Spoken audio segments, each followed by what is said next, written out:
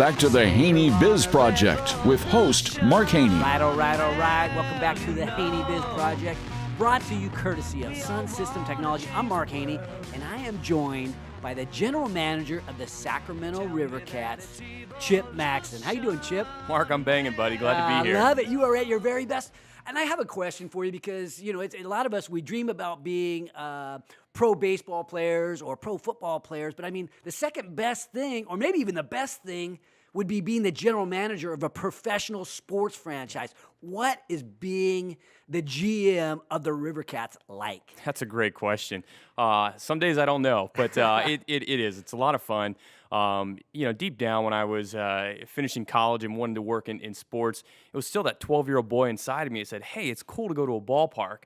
And so when that opportunity to work for a ball club came and eventually reach a goal of being a general manager, I still remind myself, man, it's pretty cool to walk on the field. It's pretty cool. We were just talking about Pablo Sandoval during the break. It's pretty cool to be down in the dugout next to him, talking to him, hearing some of the other guys, Hunter Pence, when he came through. So there's times I still have to pinch myself and realize I'm working. Yes, I can only imagine. You decided, I mean, you were a ball player yourself, and your journey began with you volunteering for a job, a task within an organization, and that kind of got you recognized. Can you tell us that story? Yeah, that story was day one of my very first internship with a minor league baseball team, junior year of college. I was the last intern to start because of baseball that summer. So a guy came down and said, hey, I've got a task, but it's not glamorous, it's not fun, so I'm not going to tell you what it is, but who wants to volunteer? And I said, well, I'm the new guy, so I'll go ahead and do that. Yeah. It was digging a ditch in June in the Chicago area, so with the humidity, it wasn't glamorous at all, digging a trench to lay some electrical conduit down. But yeah, to your point, our general manager came out that day, started digging the ditch right next to me, told me who he was and thanked me and told me I wouldn't have to do any type of work like that moving forward. So it was a great lesson in stepping up and being a leader on my very first day in minor league baseball. Yeah, it's that kind of philosophy, I suppose, that's led you through your career. I'd like to maybe flash back into where did you develop those philosophies? We develop a lot of them, I know, on the athletic field, but where else, and including the athletic field, did you develop your banging philosophy, your winning philosophies? Yeah, as we talked the other day, I think it goes back to how I was raised in a single-parent family. Mom was on welfare, raising 3 boys, and so anytime we had a chance to work, we had to. And so it was just ingrained, hey, you're part of the family, you work to support each other. And so then that carried on to, you know, what do you do with high school and grades and opportunities to get scholarships? So there wasn't an opportunity to slack off. So that certainly propelled me as I started into my career. And then I was looking for opportunities, too, to step up, to stand out. I was absolutely blessed when I was in Frisco, Texas, northern suburb of Dallas, to work with a group of guys that are running NFL franchises, NBA franchises, working in league offices throughout sports.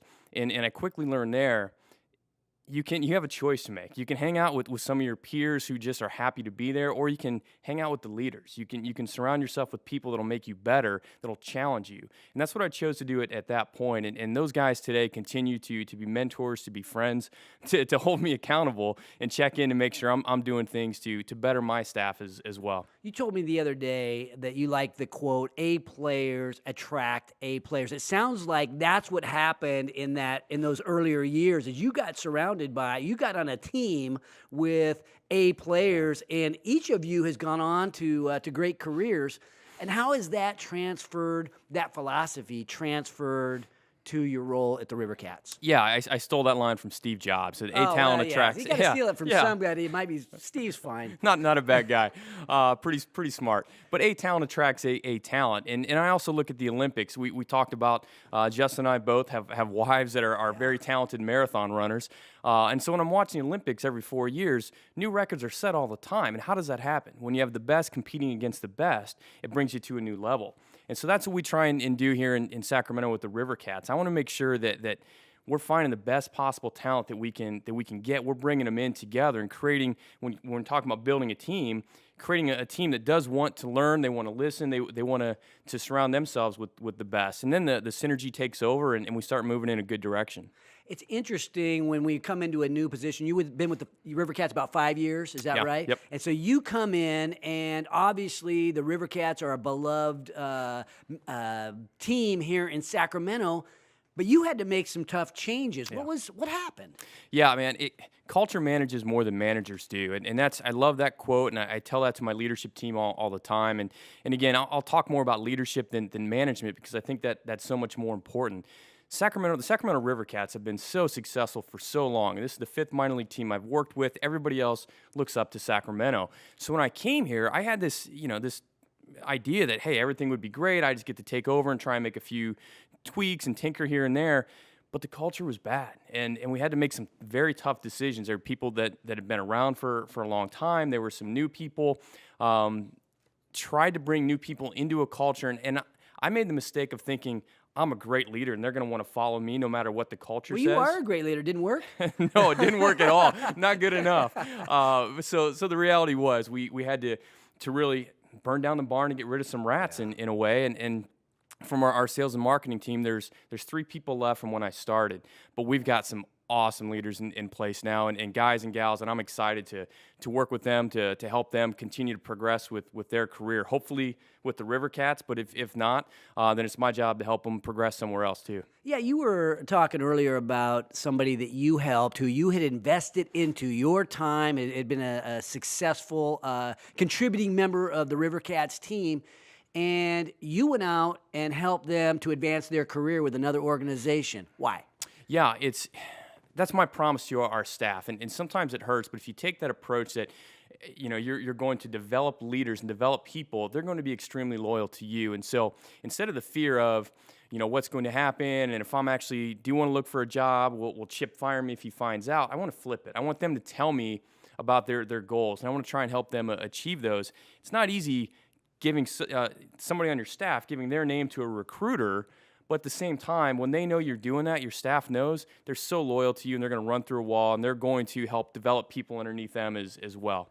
And I'm thinking about the organization of the River Cats. There's so many facets. Obviously, you've got the team, and I'm not sure of the structure, but I know that it's teams working with teams. So allowing these teams to work independently, but still helping one another, where you have them working interdependently, so everything doesn't run back up to Chip with every small decision. How do you put these teams together so they work interdependently? That starts at the top, and I'll give Susan Savage credit as our owner.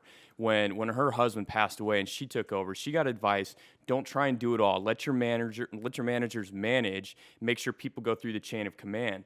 And we still continue that. And that's one of the toughest things for me, is when I know of a situation, to not go directly to what's happening, to not bypass my leaders, my managers, and go directly and handle a situation, but to trust them, to empower them to make the decisions, to talk through decision making with them, and to evaluate afterwards. And it's hard, but again, I give Susan credit. She's really the one that pushed me and has forced me to really embrace that concept as well. And again, people respond to that when you give them the opportunities, the empowerment.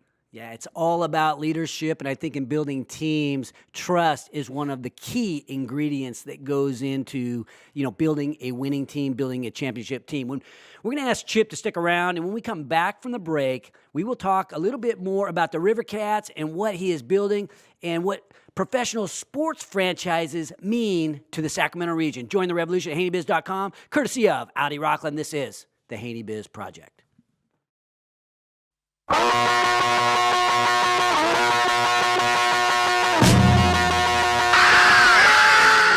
Welcome back to Mark Haney, igniting the entrepreneurial revolution with the HaneyBiz Project. Welcome back to the HaneyBiz Project, brought to you courtesy of Hub International. I'm Mark Haney, and I am rejoined by the general manager of the Sacramento River Cats, Chip Maxson. Chip, we've been talking about the River Cats. You brought up ownership. Talk to us about the ownership in a little bit more detail with the Sacramento River Cats. It's a great team, right? Yeah, it's a fantastic team and great owners here. And what really attracted me to this opportunity in Sacramento 5 years ago was Jeff and Susan Savage, the ownership, the vision that they had. And I think that vision's so important. I once had a gentleman in this room tell me that, vision's great, but it's important to let people know where you're at along that process. And so we've really tried to take that to heart and share that with our staff. And that's exactly what Jeff and Susan did with me a few years ago. They talked about, here's who the River Cats are, here's where they were, here's the direction that we're going, and here's where we're at right now. And that helped me understand my place and my role with the organization and what my job was to help continue to move us along. I think the worst thing about minor league baseball is our name, minor league. People think less. So that puts a little chip on my shoulder, a chip on chip, if you will, where we want to make sure that we're doing things bigger, better, above and beyond what other teams are doing. We want to compare ourselves to some of the big league teams too. And so the importance of ownership is giving you an opportunity to explore some of those areas, try new things, and really take a holistic approach to what a sports team is. It's more than just baseball on a field. It's family-friendly entertainment. We were talking about that at the break. It's fun, it's safe, but then it's a place that can bring the community together and really can give back and bless the community as well. And tell me more about the holistic approach. Can you define what that is in baseball? Yeah, in baseball, it can be a lot of things to a lot of people. For us here with the River Cats, it's thinking beyond Sacramento River Cats baseball. It's thinking more about Raley Field, but then outside of Raley Field as well, in the West Sac community, the greater Sacramento area, there's a development side. What's going to be built around the ballpark? The Bridge District, West Sacramento is doing a great job developing the Bridge District. There's plans to bring some mixed-use stuff in around the ballpark. That's going to be key to our future, to entertainment when people come out.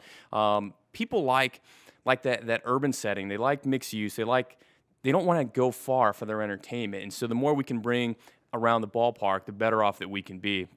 On our front, it's also, we only have 71 ball games. What are you doing the rest of the year? Good point, yeah.